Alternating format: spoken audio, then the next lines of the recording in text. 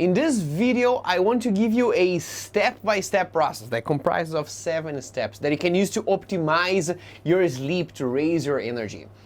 And it comes from a reflection that is, why don't we sleep enough?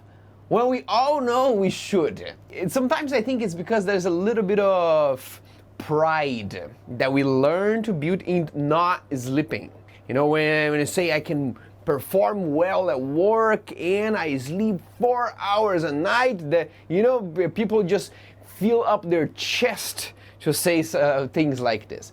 But when we start working, caring a bit more about sleep, about quantity and quality of sleep, you see that there's a whole shift that happens in your entire life. And this is something that is also sometimes complicated. That is to sell the benefits of sleep because they are so broad and fundamental that it just improves your entire life. You know, if sleep was, it had one benefit, you know, if you sleep more, you burn fat. Or if you sleep more, you are smarter. Or if you sleep more, you are happier. It will be very easy to grasp it and to care more about it. But sleep does all these things. And what we see from research is that it is connected to your brain, mood, and cognition. It's connected to your body. It's connected to your mood.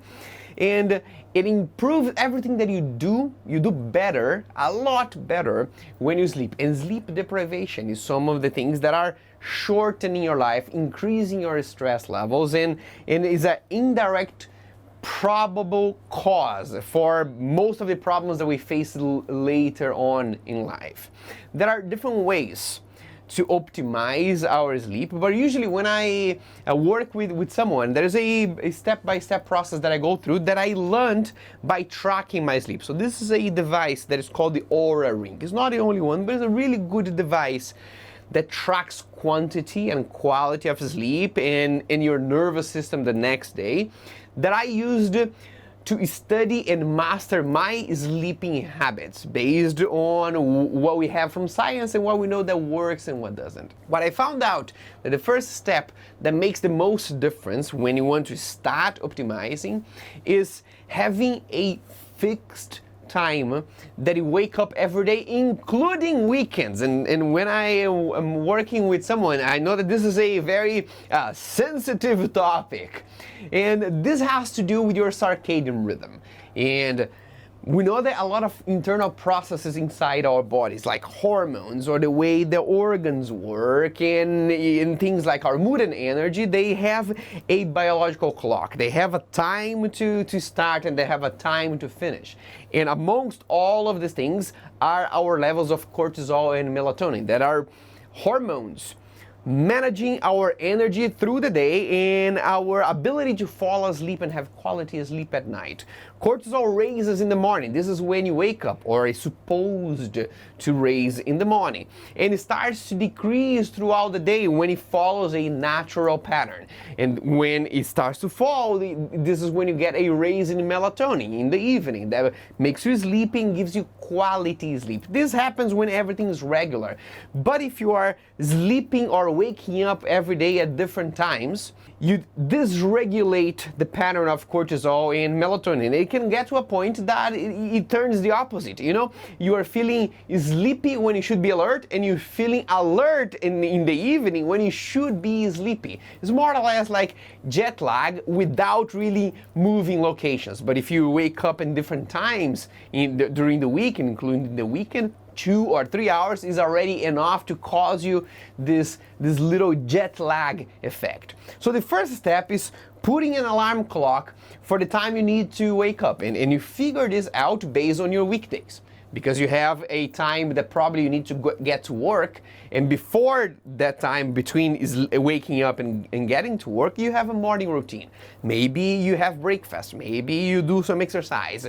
It takes some amount of time. So you count that and you figure out what should be your wake up time every day. And then you put an alarm clock for every day of the week and weekends. The second step will be a consequence to that.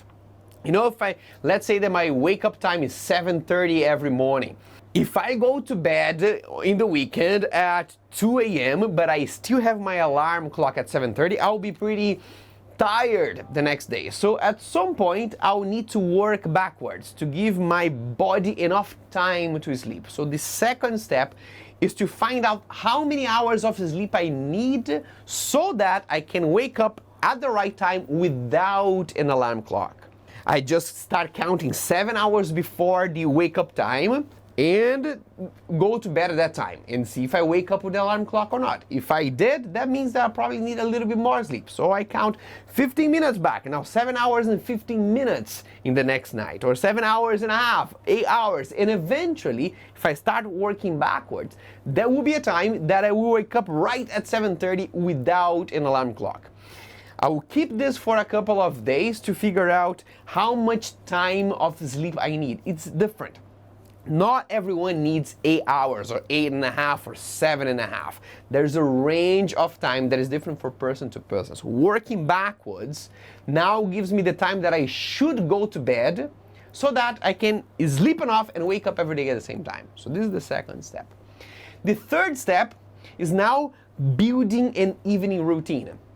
Because you can set a goal for yourself. Okay, I find out that I need 7.5 hours of sleep. I wake up every day at 7:30, so I need to go to bed at 12. I will put my alarm clock at 12 a.m. so then I can go to bed at the right time. It sounds like an amazing idea, it's just that it doesn't work. Because if you're doing something, if you're working or watching TV or whatever you're doing at night, and then alarm goes off 12 a.m. you should be to bed, you cannot just instantly go to bed and fall asleep instantly. So what you need to do is to have an evening routine and your alarm clock that reminds you when you should stop anything that you are doing and go to bed. It's not your bedtime, but your evening routine time. This evening routine can take as long as you wish. It can be something short like just 15 minutes, having a shower, brushing your teeth, maybe doing a few stretches. It can be something longer, a whole routine. I have my tea and then I read a book and it takes a whole half an hour or 1 hour. I do my journaling and things like that. Whatever it is that prepares you to sleep, it should be like a ritual. Every day should be the same thing. And as you start doing it, you're already falling into that state of this sleepiness state that get you to a good night of sleep. And then your alarm clock in the evening will be to remind you of when your evening routine should start. So setting that alarm clock to the beginning of the evening routine is our third step. With these 3 steps, we cover the amount of sleep that we need. And we know, for example, from Matthew Walker, in his TED Talk, he's the author of Why We Sleep. He says that, people who sleep 5 hours a night, they have 65% more chances of dying earlier. So you see how fundamental having the right amount of sleep is. Now, we start working on the quality of sleep. And the first step here, which is our 4th step of our process, is to cut stimulants in the afternoon. So that means we have no caffeine after 2 p.m. and we have no alcohol in the evening. Because you say, but if I drink a bottle of vodka, I fall asleep like a rock. Yes, you do. But the next day, the way that you wake up tells you that it was not really good quality sleep. What happens during the time that you sleep really matters. You usually go through cycles that alternate between light sleep, deep sleep, and REM sleep. And all of them, they have different functions to restore your physical body, restore your cells. That's what usually happens in the deep sleep.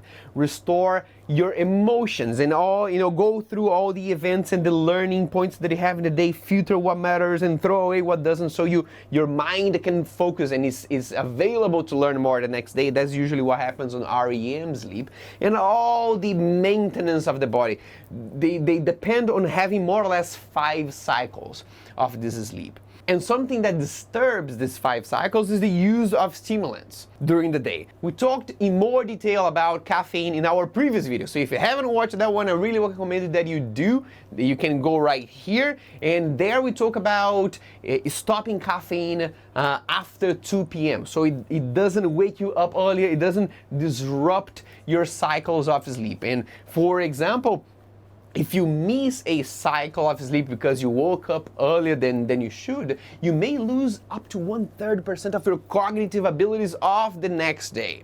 So cutting these stimulants is one of the things that gives you a bit more quality of sleep.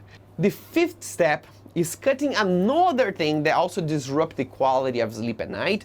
That is the amount of light that you get, especially blue light. You know, how does your brain knows when it's day or when it's night? When you should be awake and when you should be sleepy?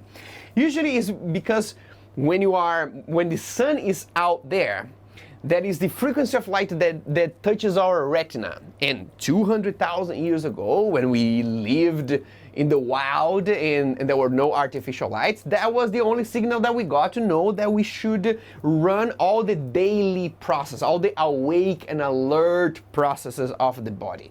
The light hits our retina sends a signal to the brain saying, I'm receiving this blue frequency of light. That means that the sun is up, because the sun is the one who sends a lot of the light. That means that it's day, and that means that we need to run all the processes that makes us feel alert. When the sun goes down, that light is no longer touching the retina. So the retina is sending the message to the brain that says, I'm not receiving that frequency of light, the blue light anymore. So that means that the sun is down, and that means that we should now stop to run the process that make us feel alert and start running the process that make us feel sleepy and to recover the body. And this is how the brain knows. But today with artificial light, we can still get a significant amount of the frequency of blue light touching our retina in the evening. So then it usually comes from artificial light, especially from the screen of our devices. I'm talking about phone or tablets or computer or TV, which is a lot of things that we use in the evening while we are working or watching Netflix. So the eyes are still communicating to the body, I'm receiving this blue light frequency. It must be day out there. Keep running the processes that makes us alert. So you can still fall asleep if you're on your phone up until the time that you go to bed. But you're not giving time for the melatonin rays. And the melatonin is the hormone that takes you by the hand and gives you quality sleep. And it goes through all the cycles of sleep. The melatonin is only released in the absence of light. So removing the usage of electronic devices in the evening is one of the best strategies to give time for melatonin to raise. So this is one of the things, now that you have an evening routine, instead of watching TV, using your phone, using your laptop, two things that you can do. One, shut them off for 1 hour at least before going to bed, or wear a blue light blocking glass, because it blocks that frequency of light that tells your brain that it's day. Or just focus on activities that avoid artificial light to begin with. I love to spend half an hour reading a book before going to bed. Or sometimes people like to journal or just to have conversation with their family. Focus on something that you can do that avoids the artificial light, and there you go. Now you're having more quality of sleep. This leads to our sixth step, that it also has to do with light, but instead of removing light in the evening, now it has to do with giving yourselves more exposure to light in the morning.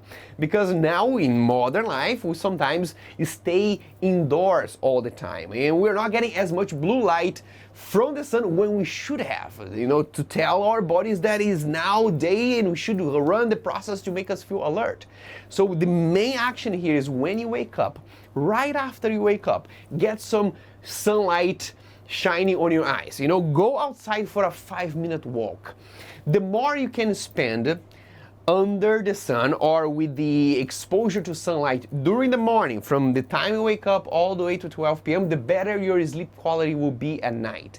But at least if it cannot be working by a window or outside or in the balcony, at least take 5 minutes walk after you wake up, because it already gives your body some blood flow and expose you to that blue light that signals to your brain it's day, let's run the alert processes so that we can run the sleepy processes in the evening. And finally, we go to the seventh step that makes a lot of difference. That is not eating anything up until 3 hours of going to bed. Because if you eat too close to going to bed, you are digesting food still, and digestion takes a lot of energy and it raises your body temperature. And the quality of sleep, all those 5 cycles, they depend on your ability to decrease your body temperature. So if you have a heavy meal and go to bed, you are also sacrificing a bit of your sleep quality because of all the internal temperature that you are building because of digestion. These are some of the steps, and there are a lot more than you can do, and you can even go deeper and master the art of sleep. And if this is something that you're interested about, then I want to point you out to a course that we have with Dr. Michael Breus, also known as the Sleep Doctor. He has a program called the Mastery of Sleep that takes you by the hand to apply all these behaviors and more, so all these different areas of life that get uplifted with better sleep can, be expressed as you go through this transformational course. If you have any questions or comments about this process of optimizing your sleep, please leave them in the comment below. We can keep a conversation there. If you like this type of videos, please subscribe. These past videos, they were a buffer between season 1 and season 2, and I'll be back in a couple of weeks with season 2, and it will be all about nutrition and foods. So if you like videos like this, you're gonna enjoy season 2 that I'm preparing for you. I see you in the next video.